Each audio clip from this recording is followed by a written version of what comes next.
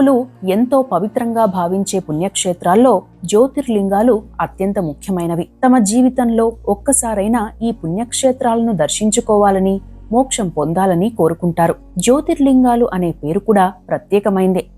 జ్యోతి అంటే కాంతి లేదా ప్రకాశం అని అర్థం. లింగం అంటే శివుని ప్రతిరూపం. అయితే బాహ్య ప్రపంచంలోని ప్రకాశం వేరు, శివుణ్ణి, శివతత్వాన్ని అర్థం చేసుకుంటే మనకు అర్థమయ్యే జ్ఞానపు కాంతి వేరు. అందులో భాగంగానే వీటిని దర్శించుకుంటే పరమాత్మ దర్శనం ద్వారా అసలైన జ్ఞానం కలుగుతుందని నమ్ముతారు. అందుకే వీటిని జ్యోతిర్లింగాలుగా పిలుస్తారు. ఇందుకోసం శివుడు ఉత్తరా నక్షత్రాన ఈ భూమిపై అవతరించారని శివపురాణం చెబుతోంది. ఆ సమయంలో 64 పుణ్యలింగాలు వెలిశాయి. ఆ జ్యోతిర్లింగాల్లో 12 ప్రధానమైనవని చెబుతారు. అవి కూడా మన దేశం నలువైపులా ఉన్నాయి. ఆ జ్యోతిర్లింగాల విశేషాలను తెలుసుకుందాం. మొదటిది సోమనాథ జ్యోతిర్లింగం. మొదటి జ్యోతిర్లింగవాడగా గుజరాత్ రాష్ట్రంలోని సౌరాష్ట్ర జిల్లాలో సోమనాథేశ్వర క్షేత్రాన్ని చెబుతారు. శ్రీకృష్ణ పరమాత్ముడు తన లీలలతో వెలిగించిన దీపం నేటికీ ప్రజ్వరిల్లుతుండడం ఇక్కడి ప్రత్యేకత.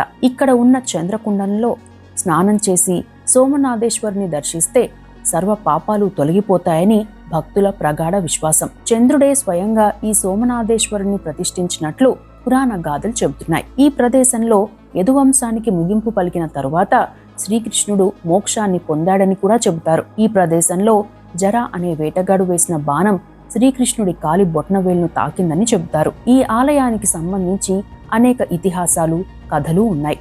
వాటిలో ఒకటి చంద్రుని కథ, అంటే సోమదేవుని కథ. ఒకసారి శాపం కారణంగా చంద్రుడు తన మెరుపును కోల్పోయాడు. శాప విముక్తి కోసం చంద్రుడు ఇక్కడ స్నానం చేసి తన తేజస్సును తిరిగి పొందాడు. అప్పటి నుండి ఇక్కడ ఉన్న జ్యోతిర్లింగాన్ని సోమనాథ అని పిలుస్తారు, అంటే చంద్రుని దేవుడు. రెండవది మల్లికార్జున స్వామి క్షేత్రం. ఏపీలోని కర్నూలు జిల్లా దోర్నాల్ రైల్వే స్టేషన్ నుండి 52 కిలోమీటర్లు, హైదరాబాద్ కు 230 కిలోమీటర్ల దూరంలో ఉన్న ఈ జ్యోతిర్లింగం రెండవది. ఈ క్షేత్రాన్ని దక్షిణ కైలాసం అని కూడా పిలుస్తారు. ఇక్కడ కృష్ణానదిని పాతాళ గంగగా చెబుతారు. శ్రీశైల పర్వతంపై ఉన్న ఈ క్షేత్రం అష్టాదశ శక్తిపీఠాల్లో కూడా ఒకటి. ఇక్కడ పరమేశ్వరుడు గౌరీదేవితో కలిసి స్వయంభుగా, అంటే శ్రీ భ్రమరాంబ సహిత మల్లికార్జునుడిగా వెలిశారు. హిందువుల ఆరాధ్యుడు శ్రీరాముల వారు తన వనవాస సమయంలో ఇక్కడ 1000 లింగాలు ప్రతిష్ఠించారని కూడా చెబుతారు. అంతేకాకుండా పాండవులు కూడా వనవాస సమయంలో 5 లింగాలు ఇక్కడ ప్రతిష్ఠించారని చెబుతారు. ఆదిశంకరాచార్యులు ఇక్కడే శివానంద లహరి రాశారని ప్రతీతి. ఇక మహాభారతంలో పేర్కొన్న విధంగా శ్రీశైల పర్వతంపై కొలువై ఉన్న శివుణ్ణి పూజించడం వల్ల అశ్వమేధ యాగం చేసినంత ఫలితం, పుణ్యఫలం వస్తుందని ప్రతీతి. ఇక్కడి స్థల పురాణానికి కూడా ప్రత్యేకత ఉంది. ఆ విషయానికి వస్తే భూప్రదక్షిణ ఎవరు ముందు చేస్తే వారికే గణాధిపత్యం అన్న మాట విని బయలుదేరిన షణ్ముఖుడికి ప్రతి చోట వినాయకుడే ముందుగా కనిపిస్తాడు. పార్వతీ పరమేశ్వరుల అనుగ్రహం వల్లే ఇలా కనిపిస్తున్నాడని నందీశ్వరుడు చెప్పగా అది విన్న కుమారస్వామి అలిగి క్రౌంచ పర్వతంపైకి వెళ్లిపోయి కార్తీకుడిగా వెలిశాడు. తన తప్పిదం వల్ల ఇలా జరిగిందని తెలుసుకున్న నందీశ్వరుడు కృష్ణానదీ తీరం శ్రీశైల శిఖరంలో తపస్సు చేయగా పార్వతీ పరమేశ్వరులు భ్రమరాంబ సహిత మల్లికార్జునులుగా వెలిశారు. విశాలమైన కోటలా ఉన్న ఈ ఆలయంలో మల్లికార్జున స్వామి, భ్రమరాంబాదేవి ప్రధాన దేవతలుగా ఉన్నారు.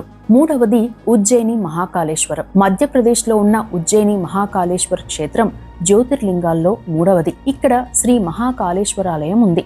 ఉజ్జయినికి ప్రాచీన పేరు అవంతికపు. క్షిప్ర నది ఒడ్డున ఉన్న ఈ పట్టణానికి అనేక ప్రత్యేకతలున్నాయి. ఈ నగరంలో 7 సాగర తీర్థములు, 28 తీర్థాలు, 84 సిద్ధలింగాలు, 30 శివలింగాలు, అష్టభైరవులు, ఏకాదశ రుద్రులు, వందలాది దేవతా మందిరాలు, జలకుండం కనిపిస్తాయి. మంత్రశక్తి వల్ల ఉద్భవించిన ఏకైక స్వయంభూ జ్యోతిర్లింగంగా ఈ జ్యోతిర్లింగాన్ని చెబుతారు. అంతేకాకుండా తాంత్రిక మంత్రాలతో నడుపుతున్న ఏకైక జ్యోతిర్లింగాలయం కూడా ఇదే. ఆలయ ముఖద్వారం దక్షిణాభిముఖంగా గర్భగుడి శ్రీచక్ర యంత్రం తిరగవేసి ఉండడం ఇక్కడి ప్రత్యేకత. 5 అంతస్తుల్లో ఉన్న ఈ ఆలయంలో మహాకాళేశ్వరుడికి ప్రాతకాల భస్మాభిషేకం చేస్తారు. ఇక్కడ కాలభైరవునికి మద్యం నైవేద్యంగా సమర్పిస్తారు. ఆలయ సముదాయంలో 100కు పైగా చిన్న దేవాలయాలున్నాయి. 4వది ఓంకారేశ్వర క్షేత్రం. మధ్యప్రదేశ్లో నర్మదా నదీ ద్వీపంలో ఉన్న ఓంకారేశ్వర్ జ్యోతిర్లింగం 4వది. మధ్యప్రదేశ్లోని వింధ్యా పర్వత సానువుల్లోని ఖాండ్వా జిల్లాల్లో ఈ పుణ్యక్షేత్రం ఉంది. ఇక్కడ శ్రీ ఓంకారేశ్వరుడు, అమలేశ్వరుడు, మామలేశ్వరుడు, శివపురి ఉంటాయి. శివపురినే మాందాత అని కూడా పిలుస్తారు. ఇక్కడి లింగము 2 భాగాలుగా ఉంటుంది. అందుకే అమలేశ్వరుడు, ఓంకారేశ్వరుడు అనే 2 పేర్లతో పిలుస్తారు. ఇక్కడి లింగం ఆకారం ఓంను సూచిస్తోంది. 5వది వైద్యనాథ్ జ్యోతిర్లింగం. జార్ఖండ్లోని డియోఘర్లోని వైద్యనాథ్ ఆలయాన్ని జ్యోతిర్లింగంగా చెబుతారు. బాబాధామ్ అని కూడా పిలుస్తారు.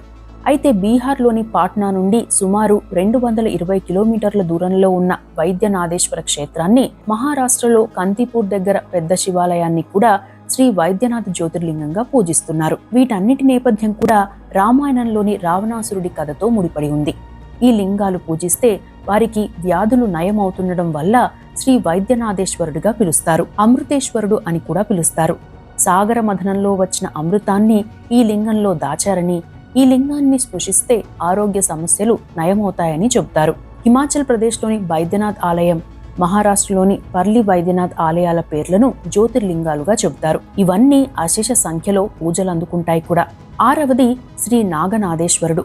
మహారాష్ట్రలోని ప్రభాస ప్రాంతంలో ఈ శ్రీ నాగనాథేశ్వర జ్యోతిర్లింగం ఉంది. ఇక్కడ కొలువైన శివుణ్ణి శ్రీ నాగనాథేశ్వరుడు లేదా నాగేశ్వరుడు అని పిలుస్తారు. భూమిపై పుట్టిన మొదటి జ్యోతిర్లింగం అని కూడా చెబుతారు.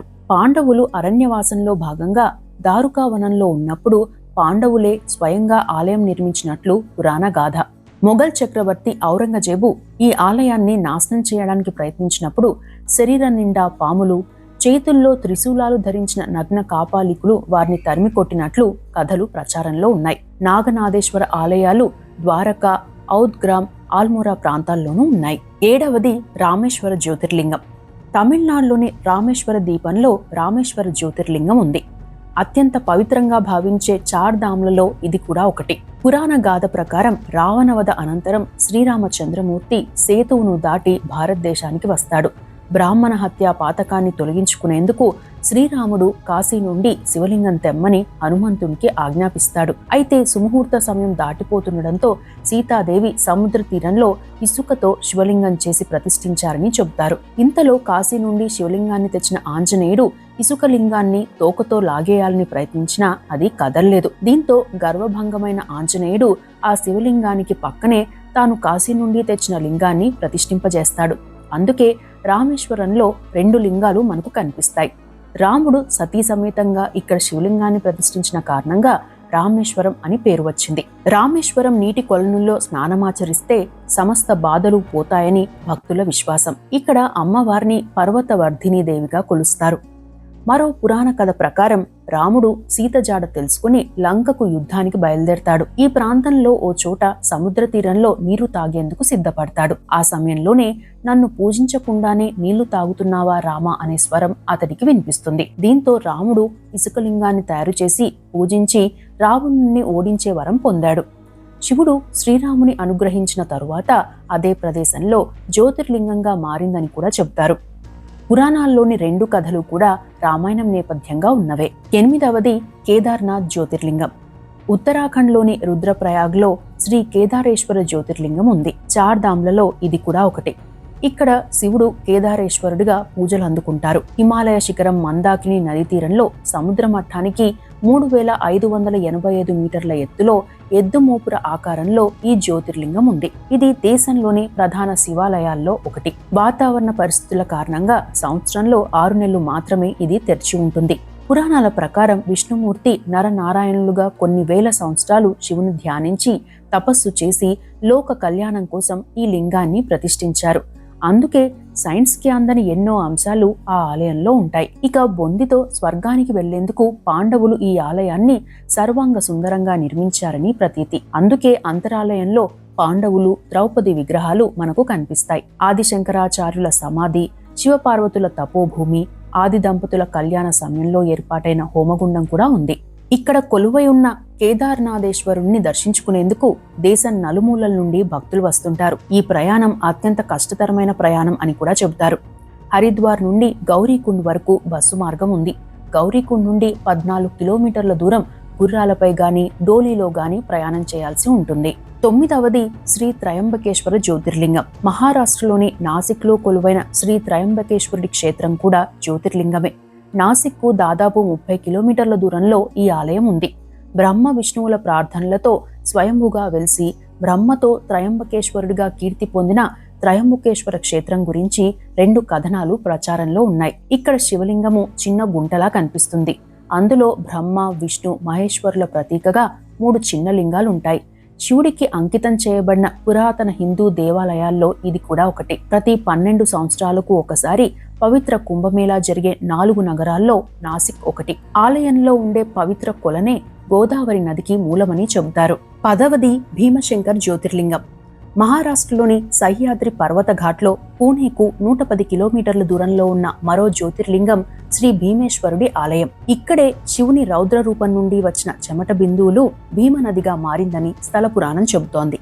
ఈ నది కృష్ణా నదికి ఉపనది కూడా.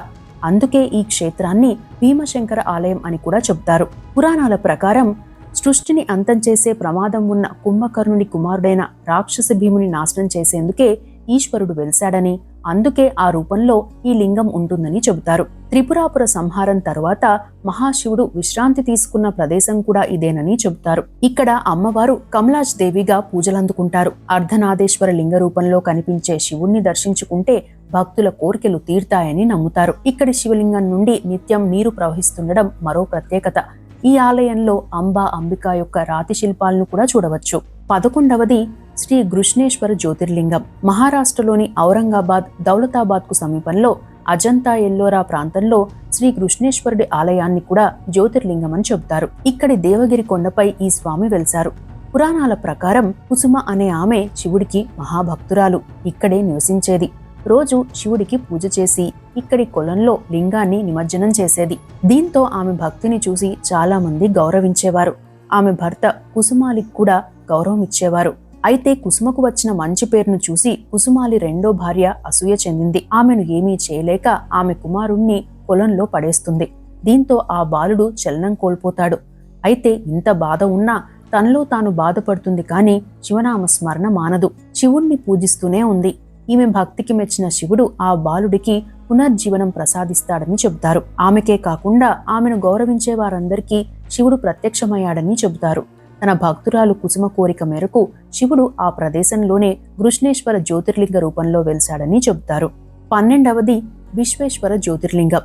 ఉత్తరప్రదేశ్లోని కాశీ విశ్వనాథేశ్వరుడి ఆలయం 12వ జ్యోతిర్లింగంగా చెబుతారు. కాశీ క్షేత్రం అంటే దేవతల భూమి, దేవతలు నివసించే పట్టణం. ఈ క్షేత్రంలో శివుడు భక్తుల కోసం స్వయంభుగా వెలిశాడని చెబుతారు. విశ్వేశ్వరుడు అంటే విశ్వానికి అధిపతి అని అర్థం.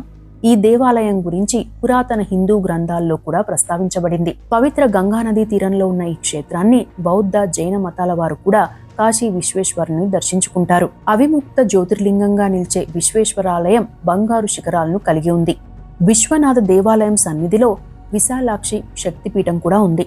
కాశీలో ఎన్నో ఆలయాలు, గంగానదీ తీరంలో మరెన్నో స్నానఘట్టాలు ఉన్నాయి. ఈ క్షేత్రంలో స్నాన, దాన, హోమం చేసిన వారికి ఈశ్వర వరప్రసాదంతో మరుజన్మ ఉండదని ప్రతీతి. ఇవి 12 జ్యోతిర్లింగాల వివరాలు.